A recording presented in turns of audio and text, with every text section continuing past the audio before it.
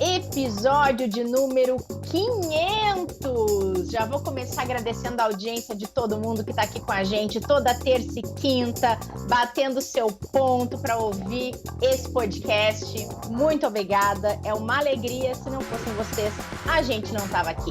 Só que agora são outros 500. E quem nunca ouviu falar dessa expressão? É quase que uma projeção aí de uma coisa diferente, de uma história diferente. E por isso esse episódio está tão especial. Vamos falar do que vão ser esses outros 500, hein? E tem Ana Leone, Martim Iglesias e Caio Camargo, porque hoje é terça-feira e não é quinta. Então, gente, sejam bem-vindos a esse episódio super comemorativo. Todos bem? Tudo bem. Eu tô ótimo. Estamos bem. Muito bem. Muito bem. Ainda mais com a vitória, 2 vitórias do Brasil, né? Estamos contentes. Vamos ver se continuamos assim. Eu acho que eu vou incluir nos meus outros 500, para os próximos 500 episódios, a gente comemorar a vitória do Brasil na Copa do Mundo, hein? Bota a sexta estrela aí. É uma boa. E eu tô muito feliz que é a primeira vez que eu não venho falar de temas tristes, né? Porque geralmente eu tô trazendo notícia, venho trazer coisa ruim, enfim. Então, tô feliz dessa vez. Cola na gente que você vai se dar bem. Sempre. Muito. Bom, então, quero saber de vocês. Quais são os outros 500 de vocês, hein? Vale próximos 500 episódios, próximos 500 dias, próximos 500 reais, por que não? 500 mil reais. O que a gente vai fazer com tudo isso? O que a gente quer daqui para frente? Eu falei que eu ia falar de Copa, então eu vou começar o meu dizendo que eu quero, nos próximos 500 dias, falar do Brasil ser campeão da Copa do Mundo, Hexa, e a gente aqui celebrar a nossa torcida. Quem vem? Eu? Na verdade é o seguinte, eu fiz uma conta aqui, tá? Que é a seguinte, né? Agora o programa é 2 vezes por semana, né? Uhum. Então, 500 programas, né? Se tem 52 semanas no ano, né? Os próximos 500 vão serem quase daqui a 5 anos, 4,8 anos. Tá. Então, na verdade, temos que torcer não só para essa Copa, mas para outra. Para outra. 2026 também, porque Pro ainda Hepta. não terão completado os outros 500. Exatamente, o Hepta. Então vamos torcer por isso aí mesmo. Acho que a minha torcida era bastante nessa linha. Depois falamos sobre as coisas para os investidores ou não? Pode já falar ou não? Pode já falar. Fala. Eu já separei a minha para falar de investimento. Mas então o Caio manda. aí. Não, vai que então o Caio manda. tem outra aí. Não, meu eu tô na parte de investimento também. Então tá A bom. gente desvirtuou, Martim, a conversa. Estragou aqui. tudo aqui, né? Puxa vida. Liga não, viu, Caio? Eles fazem isso, viu? Mas confesso que eu cheguei a fazer conta também. Eu falei assim, aí tem Copa, tem Olimpíada. Exato. Mas eu falei, deixa eu me ater ao sentimento aqui. Nos próximos 500 episódios eu quero ver a Rebeca de novo na Olimpíada, hein? Boa! Muito bem. Essa eu curti. Eu também. Bom, vou falar a minha, então. Vai. Eu quero que os próximos 500, né, nos outros 500, a gente consiga ver as estatísticas de investimento melhorarem um pouco mais. Atualmente, só 40% dos brasileiros se investem, segundo aí a pesquisa da Anbima. Então, para mim, os próximos 500 seria a gente, pelo menos, chegar aí a 50% ou 55%, aí ficando no 5%, no percentual de pessoas que têm um investimento. E mais do que isso, que os números de investimento em previdência melhorem mais, porque a gente sabe que a gente vai ganhar aí nos próximos 500 mais anos de vida, que é o que vem acontecendo no Brasil nos últimos anos, assim, de uma maneira muito acelerada, e que a gente saia aí de 3%, né, menos de 3% das pessoas que têm algum tipo de investimento em previdência, que é este veículo aí de longo prazo, né, que ajuda aí a complementar a aposentadoria das pessoas, para a gente chegar pelo menos aí a 5%, né, por cento. Então, esse aí que eu gostaria de ver nos próximos 500 episódios aqui do Investidor em Foco. Maravilhosa. E você, Caio? Eu tenho um palpite para investimento depois também. Eu também. Legal. Eu também. Eu já dei até um spoiler, né? Eu, como sempre, venho falando de sentimento, dos temas aqui. A gente está há muito tempo, incluindo pandemia, guerra no meio do caminho, né? Outros temas que acabam sempre adicionando muita volatilidade nos mercados, muita incerteza. Então, nos próximos 500 episódios ou 500 dias, eu queria ver um pouco mais de calmaria, né? Se eu vier voltar aqui para falar um pouquinho de um sentimento mais positivo para os mercados, né? Seja mercados de economia também, doméstico, internacional. Então, a gente já vem há alguns anos aí discutindo muita volatilidade, né? Uma coisa bastante pesada. Então, de repente, um mercado um pouco mais leve, né? Com perspectivas mais positivas. E acho que é isso. Até pensando um pouquinho na seara aí do investidor que a Ana trouxe, eu vou até dar uma tarefa para o Martim, que a gente pode discorrer, mas trazer um pouquinho mais de finanças comportamentais ali da prática. Eu tenho buscado alguma coisa ali com o investidor da ponta, entender um pouquinho mais. Acho que pode ser legal assim, a gente pensar em alguns episódios nesse sentido também, que acho que tem bastante tema aí. Bom, o Martim é referência nesse tema bem mais do que eu, então ao vivo eu já dando tarefa para o Martim, olha que ousadia. Você me permite passar na sua frente, Renata, aqui, que eu acho que você ia comentar agora? Não, porque acho que eu pensava um pouquinho sobre isso mesmo, né? Na parte aí dos próximos 500 programas voltados para o investidor. O que eu acho que tem um grande problema hoje é que muito conteúdo, de fato, de investimentos está sendo produzido, e muitas vezes sem tanta qualidade, e que acaba, de alguma forma, provocando, né, ações que são totalmente contrárias às boas práticas de investimento, né? Então, acho que existe uma tendência natural, sei lá, de todo mundo querer ganhar dinheiro muito rápido, né? Achar que é possível detectar as melhores oportunidades de investimento a cada momento, a cada instante, né? E a gente sabe que esse tipo de coisa é infrutífera, né? Ou seja, não gera resultados. Pelo contrário, né? Estudos aí científicos apontam que isso destrói de alguma forma o valor, né? Agora, tem muita gente que acaba se valendo dessa vontade, desses sentimentos por aí, que tem, por isso que eu estou falando que tem a ver com behavior, né? E, no fim das contas, a gente precisa colocar aqui os conceitos mais sólidos de investimento, né? Dentre eles, o conceito da diversificação, o conceito do longo prazo, né? Que são, de fato, coisas extremamente importantes, que são os verdadeiros caminhos, né? Para gerar bons resultados nos investimentos. Acho que é isso, Renata. Muito bom, Martim. Eu queria trazer que, na linha do que a Ana trouxe sobre investidores investindo de fato, eu quero ver nos nossos próximos 500 episódios a gente falar que o número de mulheres investindo na Bolsa passou dos 25%, e espero que nesses 4 anos que abrangem os 500 episódios a gente consiga chegar perto dos 50%, porque é uma questão, ok, é social, é uma questão de contexto, é uma questão de ganhar menos que os homens, mas eu espero que esse contexto todo ele se torne mais favorável para que as mulheres se encorajem mais a investir não só na Bolsa, mas aqui é um dado bem relevante, esse que a B3 divulga, mas em outros também produtos, invistam mais não só no longo prazo, mas também por objetivos pessoais, não só familiares, né? Então, eu espero que a gente veja esse comportamento das mulheres mudando e elas ocupando mais esse espaço. E aí eu queria usar esse assunto do comportamento que o Caio trouxe,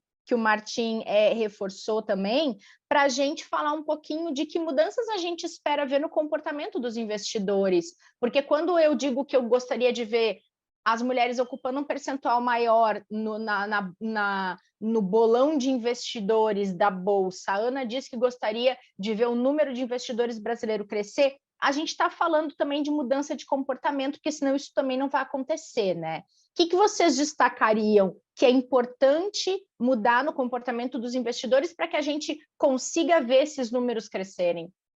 Olha, eu quero até trazer uma história complementando o que você trouxe da questão das mulheres. Eu estou envolvida em alguns projetos envolvendo jovens adolescentes, né? Pré-adolescentes e adolescentes. E uma coisa muito curiosa que, empiricamente, assim, em alguns grupos de conversa com adolescentes se percebeu um interesse menor das meninas pelo assunto da educação financeira, e aí a gente foi investigar o porquê. Né, uma pergunta rápida, assim, em algumas das turmas, quem é que cuidava do dinheiro em casa? E ainda a maioria respondeu que era o pai. E então, era um padrão que estava se repetindo esse interesse. Então, a gente começou a focar mais em despertar este interesse nessas meninas, para mostrar a elas que dinheiro é assunto de menina também.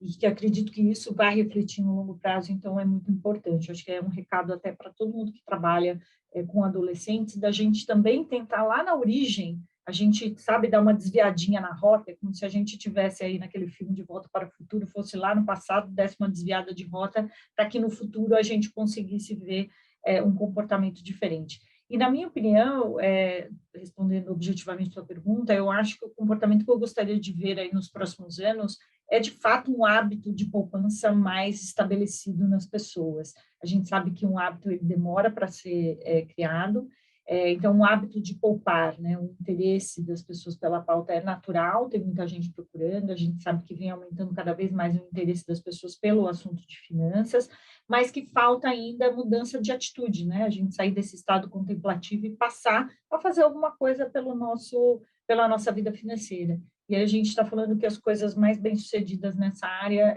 elas acontecem a partir da criação de um hábito. Então, eu gostaria muito de ver aí esse hábito instalado das pessoas buscarem mais o seu equilíbrio, aquelas que já têm equilíbrio financeiro, trabalhar para ter aí sua independência e essas pessoas consigam, de fato, construir a sua própria autonomia, ou seja, né, conseguir tomar suas decisões, inclusive financeiras, de investimento, mais bem pensadas e de uma maneira mais autônoma.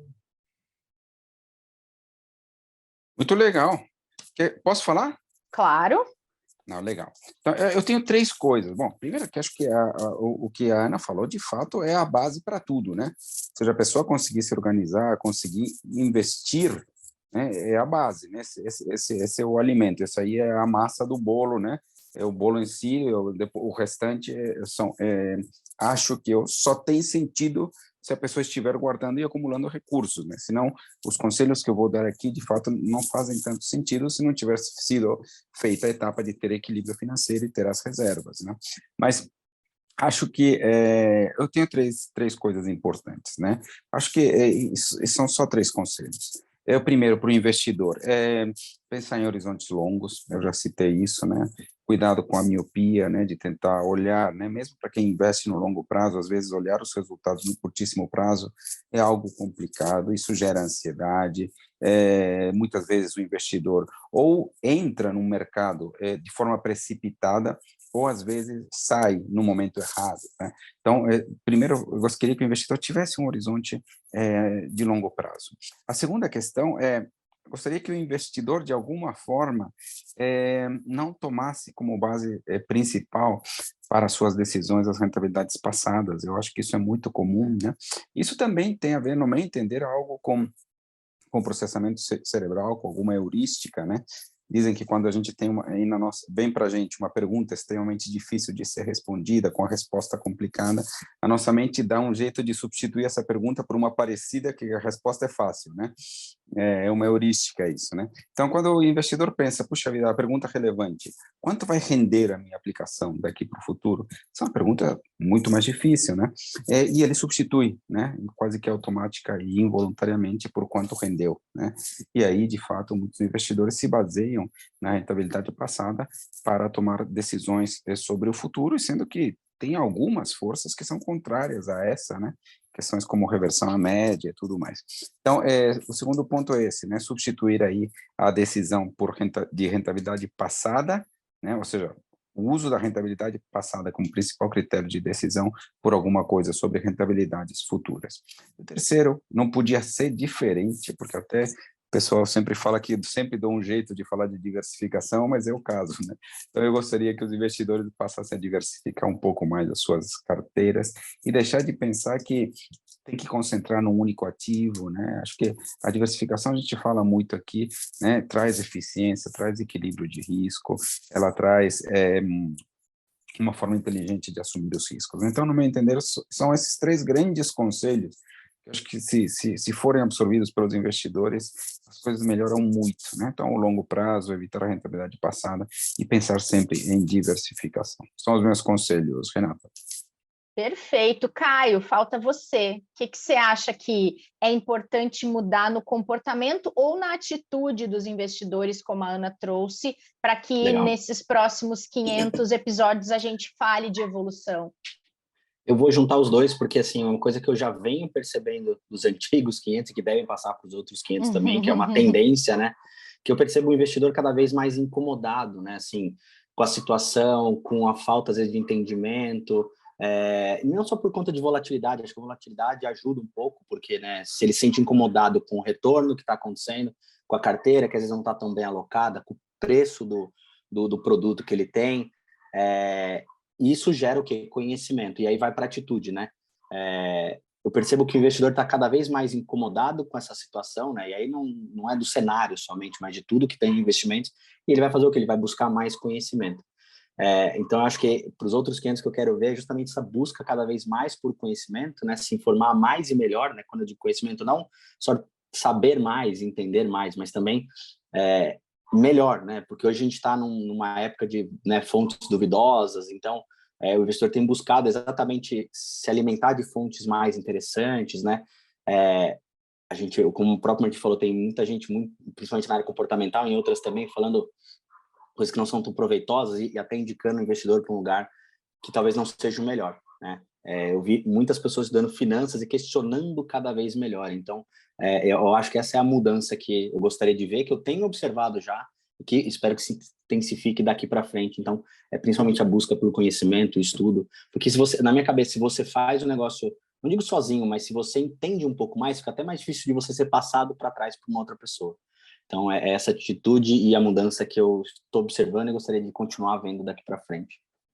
Perfeito. Você desperta o senso crítico nas pessoas, e naturalmente Exatamente. ela passa a ser mais seletiva. Perfeito. A frase outra, clássica, né? busca em conhecimento, né?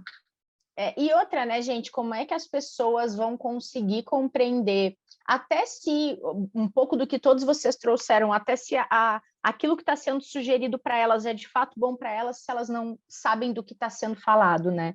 Então, acho que é muito essa linha. Eu espero que as pessoas, se elas tenham mais interesse em saber, busquem fontes confiáveis, não caiam em fake news sobre o assunto, mas busquem sim fontes confiáveis, ouçam aqui nosso podcast por mais 500 episódios, para que, de fato, elas consigam tomar melhores decisões, né?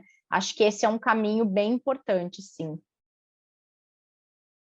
Muito bem, gente, muito bem. E aqui, ó, um desafio. A Ana falou um pouquinho que espera que, acho que foi a Ana, que espera que o momento para investir esteja mais favorável nos próximos 500, acho que o Caio também trouxe um pouquinho.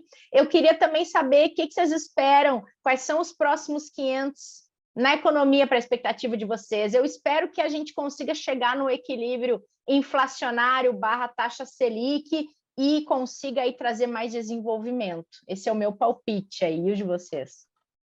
Olha, eu gostaria, até porque trabalho com essa pauta e acho que não é uma pauta que eu trago tanto para cá, mas eu acredito muito nela. Eu acho que a interdependência na nossa sociedade depende disso, que nos próximos 500 a gente tenha pessoas cada vez mais bancarizadas.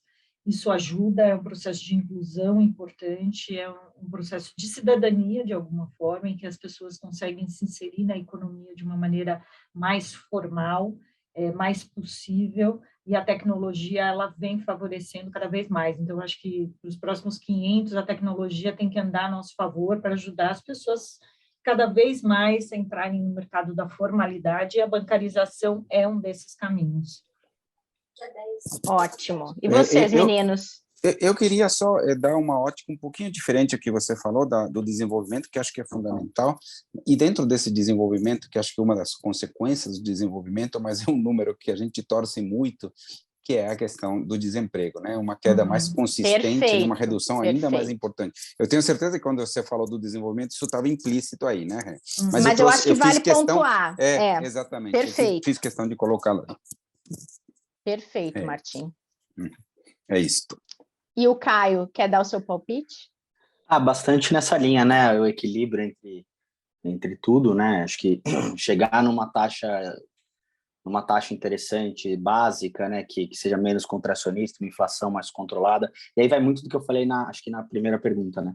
Que é justamente um período um pouco mais de tranquilidade, né? De mundo, né? Porque não adianta a gente também estar aqui mais controlado, se lá fora, né? Porque a nossa taxa ainda está mais alta, a inflação também, etc. Muita gente pega de lá de fora. Então, se o mundo está um pouquinho mais coeso, assim, acho que a coisa funciona um pouco melhor. Então, eu espero que nos próximos 500, sejam eles quais forem, que a gente diminua um pouquinho isso, a questão do desemprego, né, desigualdade. Acho que é muito do que a gente trata aqui no podcast também, principalmente no de quinta, um pouco no de terça também. Mas é justamente, acho que esse equilíbrio, né, ter mais oportunidade, porque a economia crescendo gera oportunidade para todo mundo. Então, eu acho que é nessa linha. Boa. E eu ainda vou querer ouvir um pouquinho do Caio antes da gente fechar. Um pouco do que tem de importante essa semana, mas eu queria um conselho muito rápido, uma manchete de cada um de vocês para aquelas pessoas que nada fizeram e que vão desenhar agora os seus outros 500. Eu vou trazer a minha dica clássica, que a Ana Leone adora, que é antes tarde do que mais tarde. Minha dica para quem não começou nem a organizar, nem a investir, nem a se informar, é essa. Começa antes tarde que mais tarde. Vai, Ana, qual é a tua? A minha é comece com os seus primeiros R$500. Boa! Muito bom, muito bom. Então, assim, quinhentinho, a gente está aqui falando que para um público que isso é possível, seja diminuindo alguma despesa, cortando algum excesso, fazendo uma renda extra. Então, comece o seu pé de meia com os primeiros 500, que você vai ver que você vai chegar onde você quer. Perfeita. Eu queria uma parecida com essa, que é o melhor momento para começar. Agora você vai ter que o melhor momento para começar teria sido 500 episódios atrás, o segundo melhor momento é agora. Olha, gente, vocês estão filosóficos, adorei. Ninguém brinca com esse rapaz, não. Né? E o seu, Caio? Eu só vou agradecer, né? Depois dessa aí, o que eu vou falar. Obrigado, desculpem qualquer coisa, até a próxima. Não, mas um pouco nessa linha, assim, eu gostei muito dos 500, né? E eu teve uma frase que me acompanha bastante, que é melhor o feito do que o perfeito, bastante na linha do que a Ana falou, né? Eu acho que vou mudar um pouquinho a manchete, né? Pare de comparar a sua carteira com a carteira do amiguinho, porque tem muito investidor que ainda faz isso, busca retorno, né? São objetivos diferentes, realidades diferentes, conhecimentos diferentes, sempre há tempo. Adoro a carteira de longo prazo, o Martin trouxe esse conceito, para mim é sensacional. E se eu puder, a renda fixa também não é tão fixa, cuidado. Dei duas, perfeito. Pronto. Ó, o ouvinte e a ouvinte já estão no lucro. Agora sim, para a gente fechar esse episódio super especial, como é terça, o episódio 500 caiu na terça, a gente não pode deixar de falar um pouquinho do mercado da semana. Caio, você tem 30 segundos, estou brincando, para poder resumir. Ele não volta mais aqui desse jeito. Né, tadinho? Tem que resumir aí para a gente o que tem de importante essa semana. Tem a questão toda da preocupação com a China. Sim. O que você destaca que quem está nos ouvindo precisa prestar atenção? Vou colocar o áudio na velocidade 2, né? Brincadeira. É uma semana de bastante indicador, né? Acho que a China realmente é bastante importante, principalmente por conta dos lockdowns, né? Eles têm a questão de serem a cadeia produtiva do mundo, então isso pode afetar bastante a inflação. O que eu acabei de falar de calmaria, né? Que se o mundo não está nos melhores eixos, isso impacta aqui também. Então, acho que a China é muito importante nesse sentido. Mas a gente tem muito discurso, a gente teve alguns discursos de banqueiros centrais lá fora ontem, né? Christine Lagarde falando, Reino Unido falando também. Então, tem bastante discurso, é importante para a gente acompanhar, né? Principalmente livro bege essa semana, Jerome Powell falando também, né? Então, ali sempre traz alguma pista de como vai justamente essa questão do aperto monetário lá fora, né? Aqui a gente tem toda a questão fiscal, nosso Banco Central também tem reunião do Copom, né? Então, muito importante, PIB do terceiro tri. É uma semana recheada de indicadores muito importantes. Payroll, a gente falou de desemprego, né? Tem a questão da folha de pagamento, o payroll na sexta-feira para o investidor lá do mercado americano. Então, nos 30 segundos, eu acho que dá para passar principalmente por esses dados aí que são de extrema importância aí na semana. Bastante, a gente veio de um feriado, né? Uma semana mais curta lá fora, um pouco mais calma, mas bastante indicador interessante essa semana, viu? Muito bom. E jogo do Brasil na sexta, então, aí, além de acompanhar o mercado, tem que torcer. Exatamente.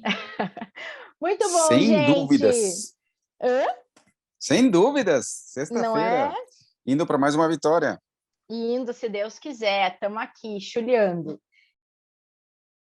Gente, adorei, obrigada pela companhia de vocês, é super marcante aqui a gente comemorar o episódio de número 500, a gente comemorou tantas conquistas legais desse podcast desde 2020, quando a gente começou lá em 1º de abril, e não era uma mentira, e assim, sem a participação de vocês, sem esse time todo que está no bastidor, o Renan aqui com a gente gravando, vocês toda semana aqui participando e toda essa audiência que não larga da nossa mão, a gente não estava no episódio 500. Então, aqui vai minha despedida com super agradecimento a vocês e até semana que vem.